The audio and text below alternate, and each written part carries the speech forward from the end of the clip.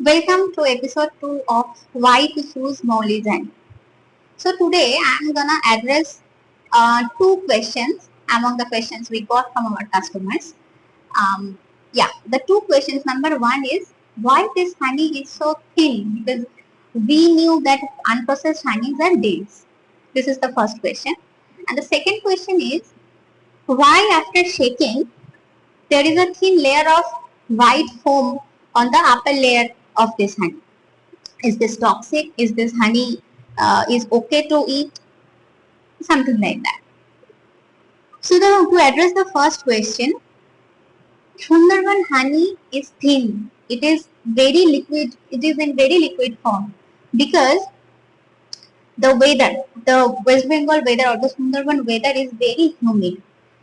The presence of humidity, and the second is the flowers from which honeybees are collecting honey from.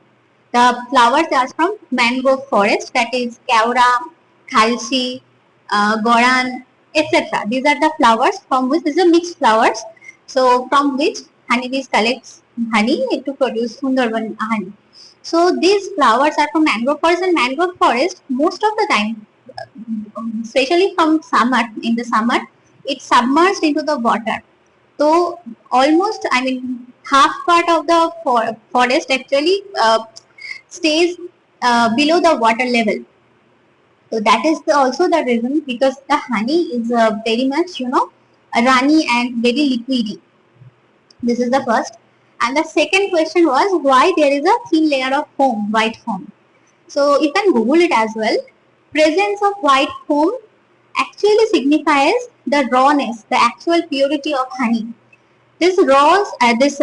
Foams are created because of the presence of pollen, multiple of enzymes, bee box, etc. And these ingredients has a number of health benefits. So the two things present in Mowgli's honey, these are pure from Sundarban. You can see that from the texture of the honey, that is too thin. And the second is this is raw, because the presence of foam and as well as the presence of all these ingredients. So yeah, you have to choose Mowgli's honey to get the taste of nature. Thank you.